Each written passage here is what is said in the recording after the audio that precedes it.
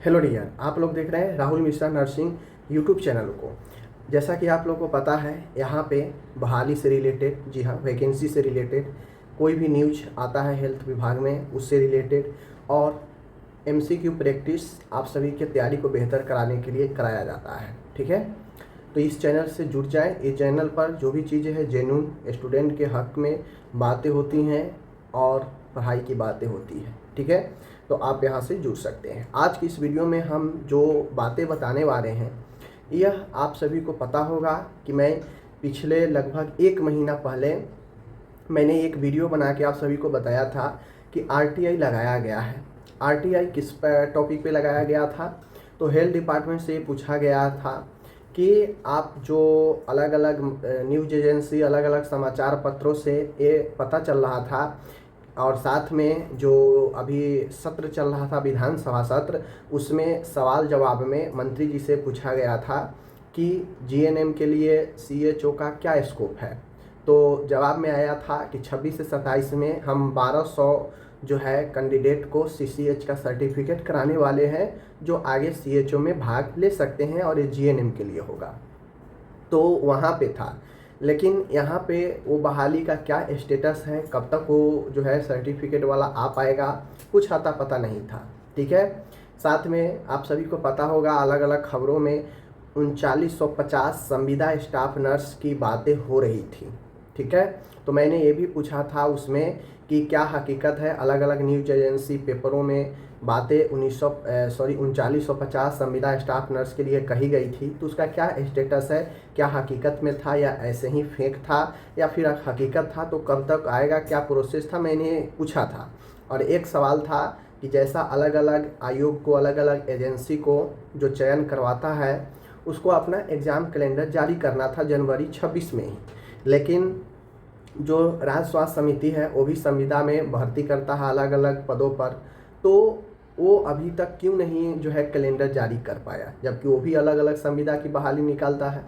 तो ये 3 मुख्य प्रश्न था। ठीक है, तीनों पर मैंने प्रश्न जो है एक आरटीआई में पूछा था। सबका अधिकार है, आप भी पूछ सकते हैं। ठीक है, तो आप सभी को पता है कि मैंने इस पर 18 जून को ही इस पर जो है आरटीआई लगाया था। ठीक है, सिर्फ जानकारी लेने के लिए, कोई ऐसा इन्फॉर्मेशन इसमें नहीं था कि सरकार चाहे विभाग ये हवाला दे सके कि ये निजी मामला है, ऑफिशियल है, ऐसा कुछ नहीं था। बस उसमें एज फॉर इन्फॉर्मेशन उनसे सूचना मांगा गया था।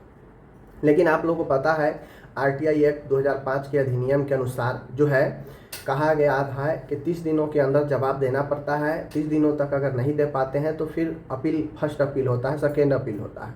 लेकिन मैं आप सभी को बताऊं कि ये जो विभाग है, स्वास्थ्य विभाग या कोई भी विभाग बिहार में मैं कह लूँ, तो यहाँ के अधिकारी के घोर लापरवाही है। जी हाँ, घोर लापरवाही। और वो लापरवाही क्यों है?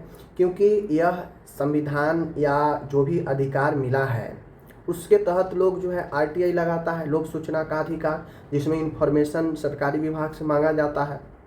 आप लोग देखे होंगे एसएससी वगैरह, रेलवे वगैरह में भी कितने फॉर्म एप्लीकेशन फिल हुए हैं, किस कैटेगरी में कितना एप्लीकेशन आया है। जो भी स्टूडेंट है, एक्टिविस्ट है, वो मांगते रहते हैं और सरकार प्रोवाइड कराती है। ठीक है, जिसके बाद पता चलता है किस कैटेगरी में कितना फॉर्म आया है, किस जोन में। ठीक है, यहाँ भी सेम मैं वैसा ही जो है आपको इन्फॉर्मेशन मांगा हूँ। लेकिन 1 महीना, आज आप सभी को मैं बता दूं, 1 महीना हो चुका है, लेकिन अभी उस पर कोई जो है, मैं बात करूं, कोई इन्फॉर्मेशन नहीं दी गई है। ठीक है, नहीं तो अभी उस पर कोई डिस्पोज है, नहीं कुछ है, अभी पेंडिंग में ही है वह। और नियम है कि 30 दिनों के अंदर इस पर जो है जवाब देना पड़ता है। ठीक है, संबंधित विभाग को। तो जवाब नहीं मिलना ये दर्शाता है कि कितना निरंकुश विभाग है, कितना जो है घोर लापरवाही कामों में किया जाता है। और सब लोग जानते हैं, सब लोगों का शिकायत रहता है कि विभाग में जो अधिकारी होते हैं वो मामले को सीरियस नहीं लेते हैं, सुनते नहीं हैं, ऐसे वैसे। तो ये बातें 100% सत्य साबित हो रहा है कि एक इन्फॉर्मेशन मांगा गया है और स्वास्थ्य विभाग से एक इन्फॉर्मेशन जो है प्रोवाइड नहीं कराया गया है, और इससे बड़ा लापरवाही और घोर जो निरंकुशता दिखता है वो उससे अधिक और क्या ही हो सकता है। ठीक है, तो अब देखते हैं, मैंने फर्स्ट अपील भी लगा दिया है। ठीक है, 1 महीना पूरने जा रहा है, तो इस पर लगभग फर्स्ट अपील भी जो है दर्ज कर दिया गया है। अब देखते हैं फर्स्ट अपील पर भी ये लोग कुछ करते हैं या फिर ऐसे ही निरंकुशता के साथ जो है ये लोग चलते रहते हैं।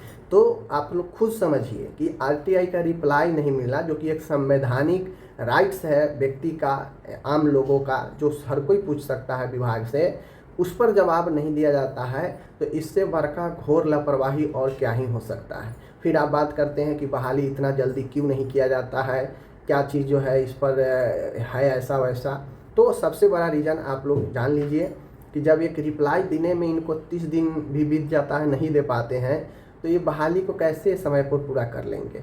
घोर लापरवाही, निरंकुश, अधिकारियों का सीरियस चीज़ों को नहीं ले पाना, यही सबसे बड़ा बिहार में आज के विडंबना है और सबसे बड़ी कमजोरी है, जिसका रीज़न है कि आम लोग भी इससे पीड़ित है। और आम लोग भी अगर कहीं पे जाते हैं कुछ लेकर, अपना दुख दर्द अपना लेकर किसी अधिकारी के पास, तो टाल मटोल कर दिया जाता है और नहीं सुना जाता है। ठीक है, तो और क्या ही कर सकते हैं। बाकी देखते हैं फर्स्ट अपील में क्या कुछ कब तक रिप्लाई आ जाता है। जैसे ही रिप्लाई आएगा मैं आपको बताऊँगा। ठीक है।